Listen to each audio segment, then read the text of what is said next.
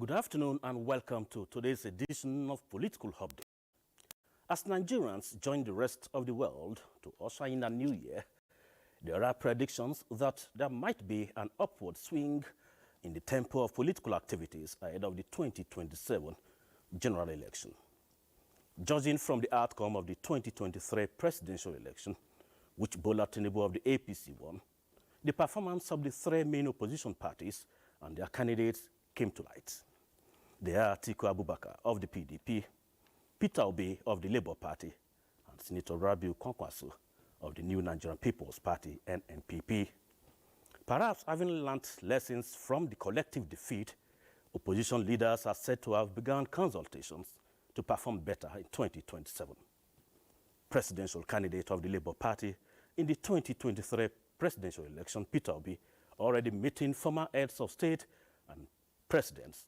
First was Babangida, then Goodluck Jonathan and Obasanjo. Yes, Peter describes the visits as usual New Year visits and discussions centered on national issues. Totally, there was no discussion on politics, probably ahead of 2027 elections. During a press briefing on Thursday last week by Peter Obi, one may have a feel that Peter Obi has not given up on his desire to be a president of Nigeria one day. Let's get a soundbite of that briefing. If I tell you what I face, what I go through, what my family go through, you wouldn't even believe I will still be standing and going around this country.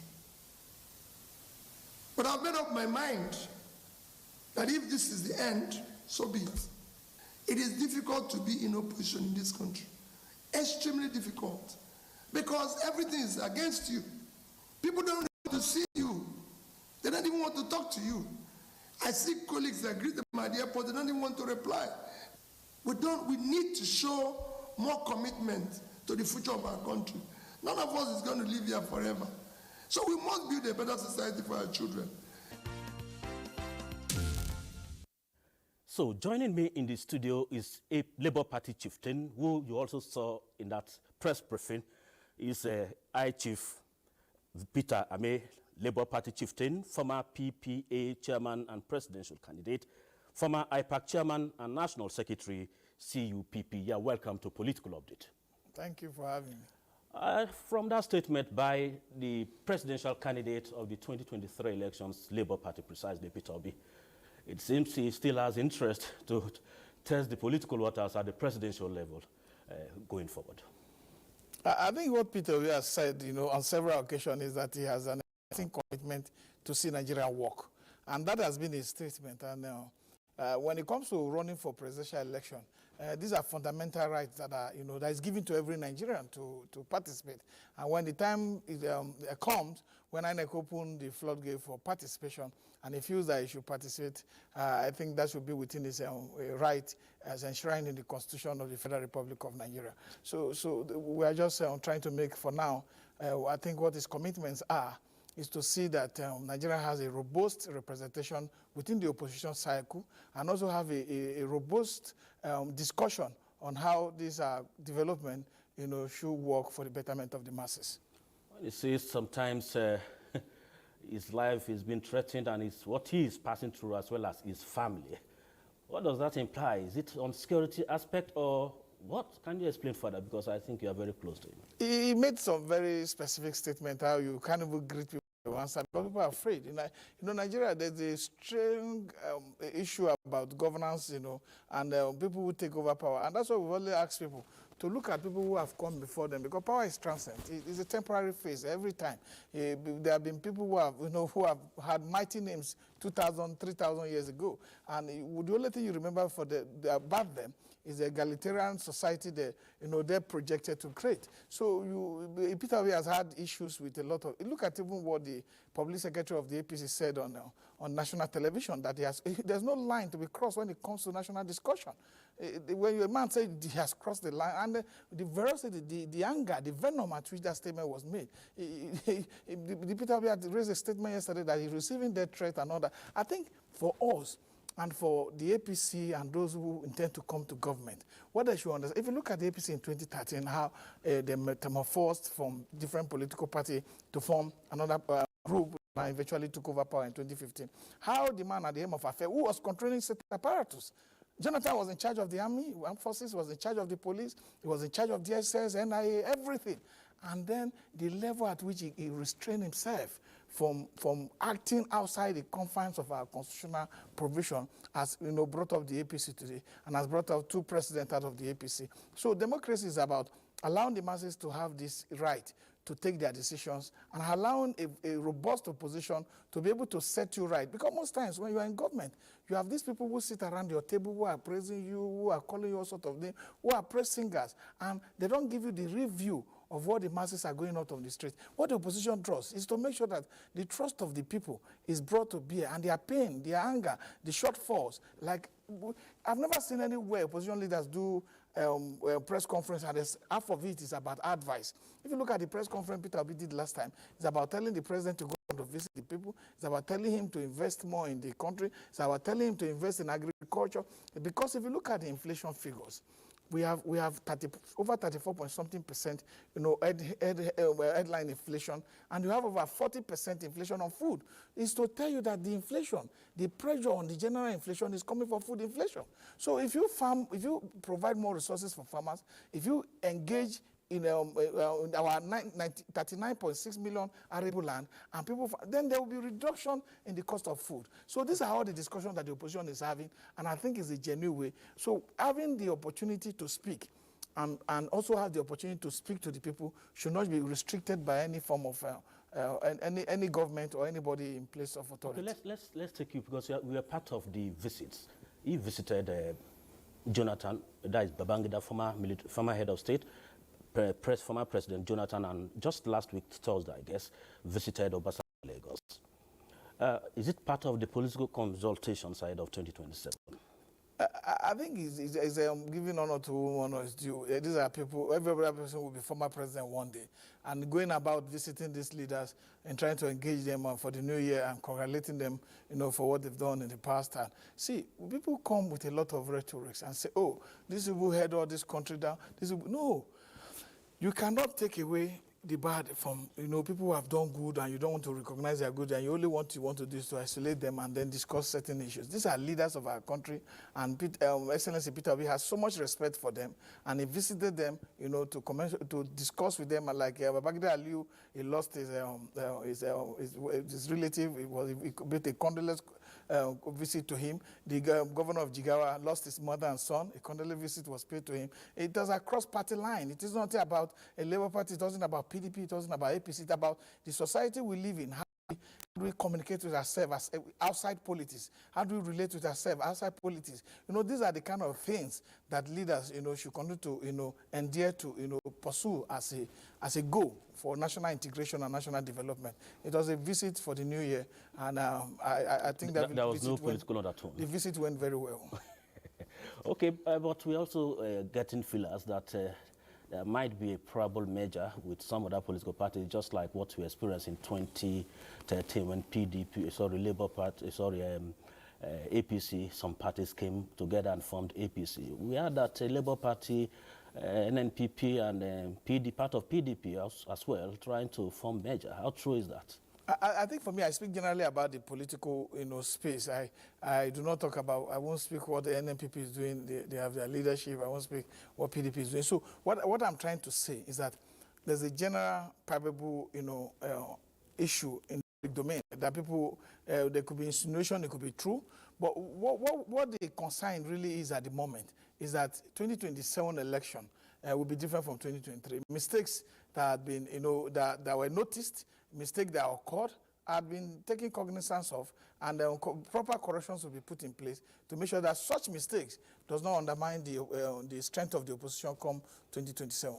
Okay, very, very clear. You have stated that you have not seen, or you can't speak for that, but you are former chairman of IPAC. Let me take you out of the terrain of Labour Party for now. If, for instance, Labour Party, NNPP, and PDP come together to form one political party, don't you think there'll be issue of who should be the president? Do you think if, for instance, they come together, Peter Obi and Kwankwaso and that of Atiku, would any of these three accept to be vice? You see, I want people to always get things in proper perspective. Election just happened in Ghana. The John Mahama was out of government for 9 years. You know, he left and came out of government, and what he did was consistently, you know, engage government in a very, you know, well-planned process, and it took his time. And then also speak on behalf of his people and related with the people at the grassroots. And after 8 years, the people saw him worthy, you know, to become the president again. So it is the vote of the electorate. No political party today will tell you that he has all the electorate as members of his party. No political party today will tell you that everybody who voted for them are members of their party. The electorate are the major part of our canvassing, a major part of our discussion. You could have maybe 1,000 political party members. How many of the electors are genuinely supporting you? It's about the masses. The masses will determine the outcome of the election. And the masses are more of the opposition than even the political party. Because the political party could present a manifesto, they can present their constitution and say, this is what we are going to do. But the masses knows how the policy of government comes to bear on their daily lives. So it is the population outside there who determines what will come and what should be in 2027. And that is what we are speaking to, and that is what we are canvassing to. If it happens that people want to come to a measure, sincerely speaking, it's a beautiful thing. Politics is about the more the merrier.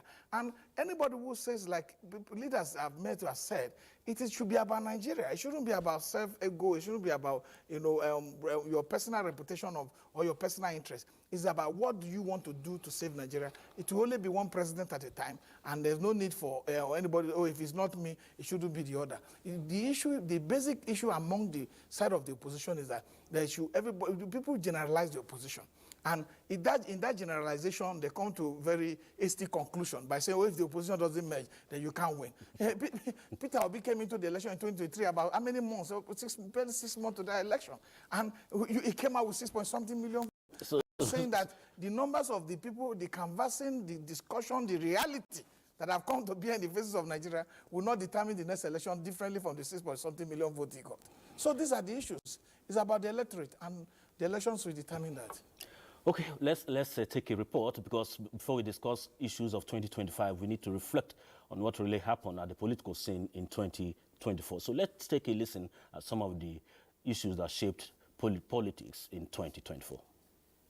Several political events took place in Nigeria in 2024, particularly at the subnational levels. The political crisis in Rivers State cannot be glossed over. Man, what are you doing? We have to go in and talk. But nobody can take away our political structure. No one. You cannot walk and people will begin to bring enemies. Those who fought you. When you are struggling for the person to be in office. Nobody does that. And we just came out of a little crisis from his state. It's because of his maturity and leadership. And indeed, the intervention of Mr. President, this towering crisis appeared to be nipped in the bud. The cabinet shakeup in Federal Executive Council, autonomy granted to the third tier of government, off-cycle governorship elections in Edo and Ondo states, with the governing APC winning all, to the controversy generated by the president's tax reform bills are some of the major events that shaped the year. Following 2023 elections, we were able to have a new government that is aiming at changing the landscape, not only political landscape, but also the economic landscape, and if you like, the social landscape of Nigeria. One of the notable achievements of the Bola Ahmed Tinubu administration has been the reactivation of the Nigerian National Petroleum Corporation Company Limited refineries in Port Harcourt and Warri. The country marked 25 years of uninterrupted civil rule on the 29th of May 2024. Many believe that it symbolizes a vital chapter in the country's democratic evolution. Political parties, they have their own Bible, they have their Quran, which is the Constitution, which is the manifesto. We have been talking to ourselves, and for the first time, the IPAC have established a directorate for women and that of the youth. Democratically we can say we are doing very well. We have done very well, and it's been a very good, smooth ride. The year 2024 also witnessed the major opposition political parties emerged in internal crises. The People's Democratic Party, PDP, Labour Party, LP, and the New Nigeria People's Party, NMPP, witnessing crises that linger. Immediate resignation of Umar Iliyu Damago as acting national chairman of PDP for anti-party activities and allow North Central produce the acting chairman as clearly stated in the PDP constitution. We urge the NWC to rise to the occasion, demonstrating leadership and responsibility. One solid year of disagreement, one solid year of turbulence. The diminishing presence of opposition voices could lead to complacency. Welcome back. These are some of the issues we experienced on the political front in 2024. And still with me in the studio is chieftain of the Labour Party and the former national chairman of IPAC, Chief Peter Ame. You just saw that clip, a lot, in terms of internal party wranglings. And your party, Labour Party, is not exempted in this kind of situations because, like the PDP, although the Julius Abure-led National Working Committee of the party enjoys the Independent National Electoral Commission's recognition, and critical stakeholders like the NTA, Peter Obi, and the party's only elected governor, Alex Otte, rejected his leadership. How far is that? Have you people settled that issue? How far the leadership issue in the party? Political party is self-succession. It is under the Constitution of the Federal Republic of Nigeria. If you want to know where political party function falls, you have to read from section 221 to section 229. And, if you look, you see that section, it tells a lot more how political parties should operate. And most times people who take political leadership in political party thinks that their word is supreme. And they tell you, oh, party is supreme. When you hear this statement, party is supreme, you think that it's the National Working Committee, is the State Working Committee, or the Local Government Working Committee that is supreme. No, it's the constitution of the party that is supreme. To everybody must respect and fall back to the constitution of the party. And for the crisis in opposition political parties, I don't think it's something that people should worry about. It's an organic process of developing a democratic discussion. Because if you have parties that don't have internal wranglings, then all is not well with those parties. The parties that have internal wranglings today, if you look at them, they're the party that's subject of discussion in this country. Others that don't have is that the more the people, the more the might, the more the interest, the more the reason for misunderstanding and re-engagement of this discussion. People will continue to judge rather than war. And at the end of the day, I think most of these parties will find solution to their distance, as long as they're not playing two sides. Because I know that there are a lot of political parties where their leaders are hobnobbing with the APC and then coming back to try to run their parties. They have been accused. If you have a party that has more than 10 governors, there should be a robust opposition. If there isn't, then there's a problem you must be able to start to ask. So I don't think we should take party internal issues too serious than the public issues that we face today. Because it is about inflation of this country, it's about poverty on the street of Nigeria. Every party has their situation. But any time to try to concentrate on opposition as if, no, the opposition is doing very well, that there's even this discussion of who leads, who don't lead, who is in charge, who is not in charge, is to show that there's a healthy political activities within this party. So you mean you have no leadership issue in your party, everything is settled? I mean, I'm not afraid and I'm not worried by the issues that are there because they are normal activities that happen within every human association.